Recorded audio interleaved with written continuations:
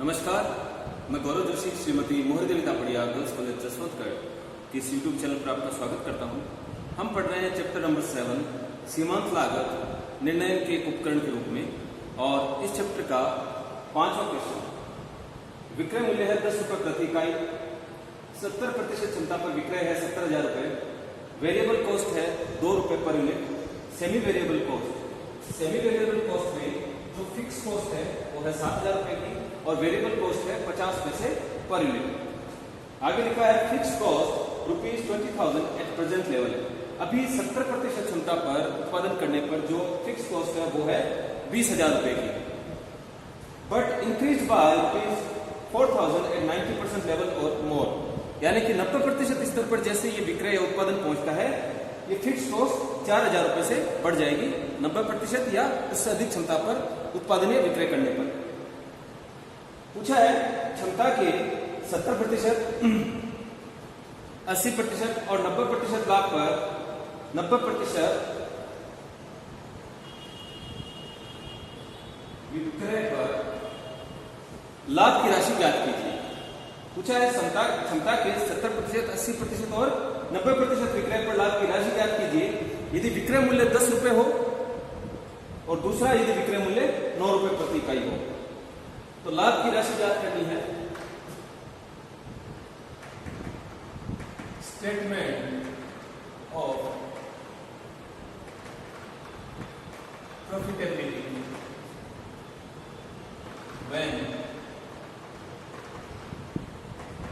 Selling price is ₹10 per unit. लाभ ज्ञात करना है अगर विक्रय मूल्य 10 रुपये प्रति इकाई हो। लेवल ऑफ एक्टिविटी है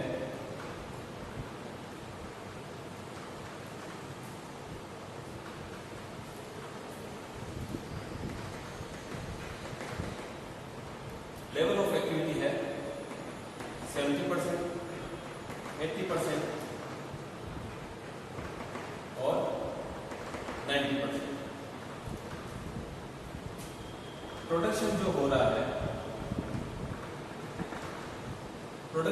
है 7,000 इकाई पर 10 रुपये प्रति इकाई विक्रय मूल्य है, 70,000 विक्रय है 70% पर, तो इकाइयां हैं 7,000 इकाइयों का प्रोडक्शन हो रहा है, यहाँ पर 8,000 इकाइयों का प्रोडक्शन हो रहा है, तो यहाँ 90% पर 9,000 इकाइयों का प्रोडक्शन हो रहा है।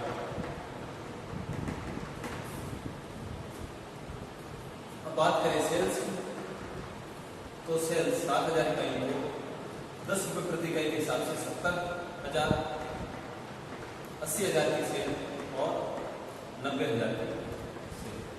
इसको ए से रिप्रेजेंट कर देते हैं। आगे हम देखेंगे कॉस्ट। तो कॉस्ट में वेरिएबल कॉस्ट पहले है। वेरिएबल कॉस्ट 2 रुपये प्रति इकाई है, तो 7,000 इकाइयों के लिए वेरिएबल कॉस्ट आएगी 14,000 रुपये। वेरिएबल कॉस्ट है @2 रुपीज पर यूनिट, तो 7,000 इकाइयों के लिए 14,000 रुपये, 8,000 इकाइयों के लिए 16,000 रुपये और 9,000 इकाइयों के लिए 18,000 रुपये। सेमी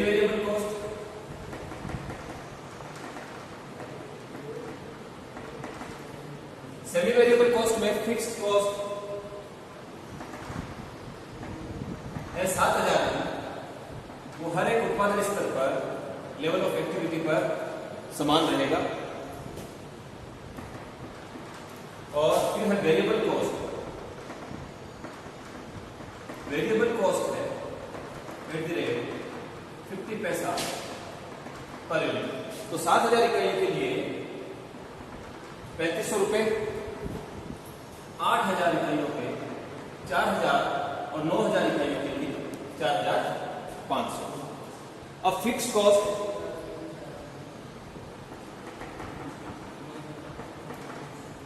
वेरिएबल कॉस्ट हमने ले ली, सेमी वेरिएबल कॉस्ट ले ली, सेमी वेरिएबल कॉस्ट का फिक्स कॉस्ट और वेरिएबल कॉस्ट दोनों ले लिए। अब आती है फिक्स कॉस्ट। तो फिक्स कॉस्ट के बारे में लिखा है कि फिक्स कॉस्ट जो प्रेजेंट लेवल पर 20,000 की है और 4,000 रुपए से बढ़ जाएगी 90% या उससे अधिक लेवल पर। तो 70 और 80% पर जो है फिक्स कॉस्ट रहेगी 20,000 रुपए। यह फिक्स कॉस्ट 90% स्तर पर 4,000 रुपए से बढ़ जाती है। तो 90% पर हो जाएगी 24,000 रुपए। तो ये लागत है, ये कॉस्ट है, टोटल कॉस्ट। इसको 20 से रिप्रेजेंट करते हैं। टोटल लेंगे 14,000 प्लस 10,500 प्लस 20,000, ये आती है 44,500। 16,000 प्लस 31,000, ये आएगी 47,000। और 18,000 प्लस 11,500 प्लस 24,000। टोटल कॉस्ट आएगी 90% एक्टिविटी पे 53,500। तो सेल्स में से टोटल कॉस्ट घटा दी जाएगी प्रॉफिट ज्ञात करने के लिए A माइनस बी। प्रॉफिट में से टोटल कॉस्ट घटा दी जाएगी। तो 70,000 में से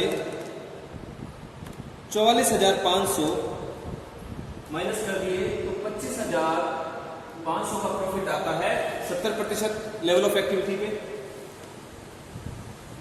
80,000 में से 47,000 माइनस किए।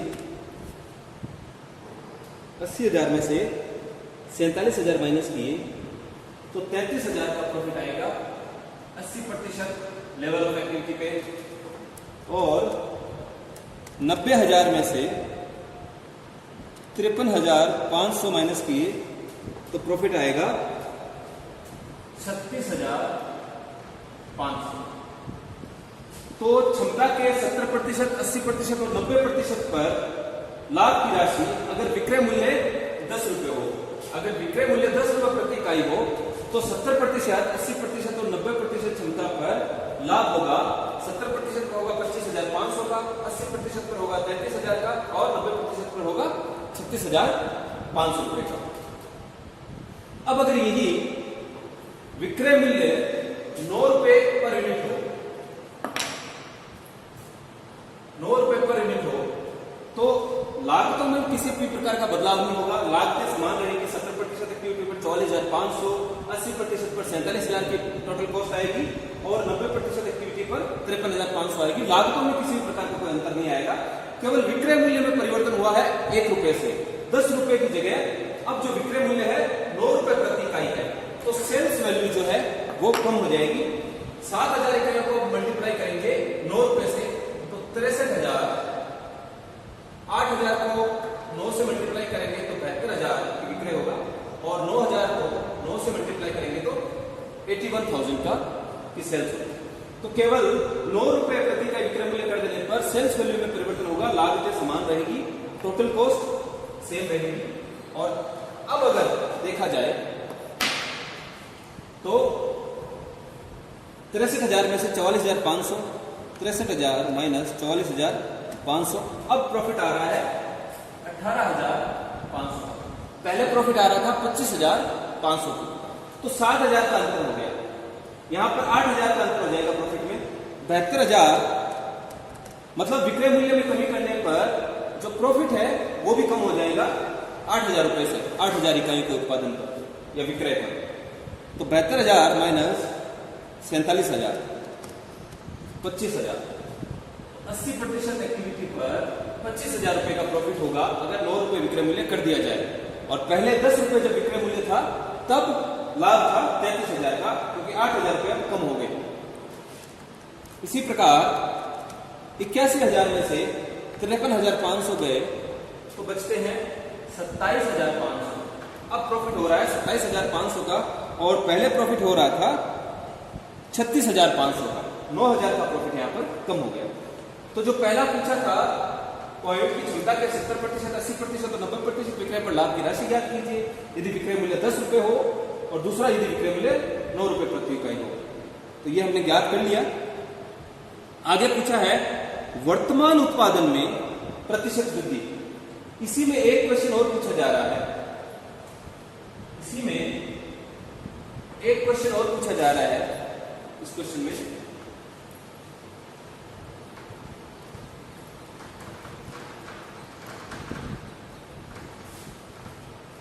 क्वेश्चन है वर्तमान उत्पादन में प्रतिशत वृद्धि। वर्तमान बी नंबर पॉइंट है, वर्तमान उत्पादन में प्रतिशत वृद्धि यदि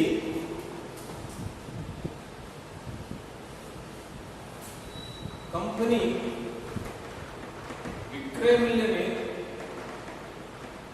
कमी करे तथा लाभ वर्तमान स्तर पर कायम रखे। क्वेश्चन है वर्तमान उत्पादन में कितने प्रतिशत वृद्धि करनी पड़ेगी यदि कंपनी विक्रय मूल्य में कमी करे तथा लाभ वर्तमान स्तर पर कायम रखे। वर्तमान स्तर कौन सा है और वर्तमान उत्पादन कौन सा है? वर्तमान उत्पादन है 70%। वर्तमान उत्पादन है, विक्रय है 70,000 रुपए का, वर्तमान उत्पादन है 7,000 इकाइयों का। तो वर्तमान उत्पादन में कितने प्रतिशत वृद्धि करनी होगी? 7,000 इकाइयों में कितने प्रतिशत वृद्धि करनी होगी अगर वर्तमान इस लाभ का वर्तमान स्तर को कायम रखा जाए और विक्रय मूल्य में कमी करती जाए? तो लाभ का वर्तमान स्तर क्या था? हमने गणना की थी जब 10 रुपए प्रति इकाई के हिसाब से अगर सेलिंग प्राइस 10 रुपए प्रति इकाई हो और हमने स्टेटमेंट ऑफ प्रॉफिटेबिलिटी बनाया था, उसमें 70% क्षमता पर कितना लाभ कमाया जा रहा था? 70% क्षमता पर लाभ कमाया जा रहा था 25,500। वर्तमान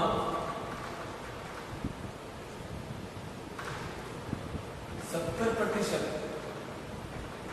क्षमता पर लाभ है 25,500 रुपए।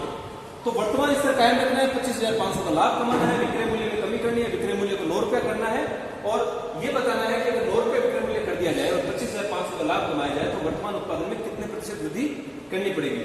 तो ये जो हमने सीमांत लागत में बात पढ़ी थी रिक्वायर्ड सेल्स वाली, वही चीज यहां पर लागू होगी, वही फॉर्मूला यहां पर लागू होगा। रिक्वायर्ड सेल्स, रिक्वायर्ड सेल्स कितनी बिक्री की आवश्यकता है यदि फिक्स कॉस्ट के साथ साथ कुछ प्रॉफिट भी कमाया जाए, डिजायर्ड प्रॉफिट। यहां पर डिजायर्ड प्रॉफिट है 25,500 का, क्योंकि वर्तमान लाभ कायम रखना चाहते हैं। और सी पर यूनिट, सी पर यूनिट के रूप में यह लाभ कमाया जाना चाहिए फिक्स कॉस्ट और डिजायर्ड प्रॉफिट के बराबर। तो कितनी इकाइयां बेची जाए? तो फिक्स कॉस्ट हमारे पास है 7,000 की जो कि सेमी वेरिएबल कॉस्ट का हिस्सा है और 20,000 की फिक्स कॉस्ट अलग है। तो अभी वर्तमान स्तर पर 27,000 रुपए की फिक्स कॉस्ट आती है 70% क्षमता पर। 7,000 सेमी वेरिएबल कॉस्ट वाली और 20,000 जो उनको फिक्स कॉस्ट अलग से दी गई है, 27,000 की फिक्स कॉस्ट। डिजायर्ड प्रॉफिट है वर्तमान स्तर, लाभ का वर्तमान स्तर यानी 25,500 जिसकी हमने गणना की थी। ये कमाया जाना चाहिए इतना जो है, इतनी राशि 27,000 प्लस 25,500 की राशि यानी 52,500 रुपए कमाए जाने चाहिए। कितने रुपए प्रति इकाई के हिसाब से? सी पर यूनिट हमको ज्ञात करना पड़ेगा। सी पर यूनिट के लिए C is equal to S minus V। विक्रय मूल्य में कमी करें तो विक्रय मूल्य होगा 9 रुपए। विक्रय मूल्य वैसे 10 रुपए है, लेकिन विक्रय मूल्य में कमी करने पर विक्रय मूल्य है 9 रुपए। और वेरिएबल कॉस्ट है 2 रुपए की और 50 पैसे की वेरिएबल कॉस्ट सम्मिलित है सेमी वेरिएबल कॉस्ट में। तो टोटल वेरिएबल कॉस्ट है 2.5 रुपए, 2 रुपए 50 पैसे। तो कंट्रीब्यूशन पर यूनिट है 6 रुपए 50 पैसे। तो 6 रुपए 50 पैसे प्रति इकाई के हिसाब से अगर 52,500 रुपए कमाने इकाइयां बेची जानी चाहिए। 52,500 रुपये कमाने हो 6 रुपये 50 पैसे के हिसाब से, तो इकाइयां बेची जानी चाहिए 8,077 यूनिट लगभग। यह आ रहा है 8,076.92, तो 8,077 यूनिट बेची जानी चाहिए। अब पूछा वर्तमान उत्पादन में प्रतिशत वृद्धि, तो कितने प्रतिशत की वृद्धि हुई? तो इकाइयों में वृद्धि, इकाइयों में कितनी वृद्धि हुई? 8,077 इकाइयां बेची जानी चाहिए और वर्तमान में बेची जानी 7,000 इकाइयां, तो 1,077 इकाइयों की वृद्धि होगी। और प्रतिशत वृद्धि इकाइयों में प्रतिशत वृद्धि अगर देखनी हो तो 1,077 इकाइयों की बढ़ोतरी हुई 7,000 इकाइयों। पहले 7,000 इकाइयां बेची जा रही थी, अब 7,000 पर 1,077 इकाइयों की बढ़ोतरी होगी, तो कितने प्रतिशत की वृद्धि है? 1,077 बटे 7,000 इंटू 100, तो ये आता है 15.3857। तो इसको कर देंगे 15.39%। तो अगर लाभों का वर्तमान स्तर कायम रखना है, यानी 25,500 के लाभ कमाने हैं 70% क्षमता पर, और विक्रय मूल्य में कमी करनी है, 9 रुपए विक्रय मूल्य रखना है, तो वर्तमान उत्पादन में कितने प्रतिशत वृद्धि करनी होगी? वर्तमान उत्पादन में 15.39% की वृद्धि करनी होगी।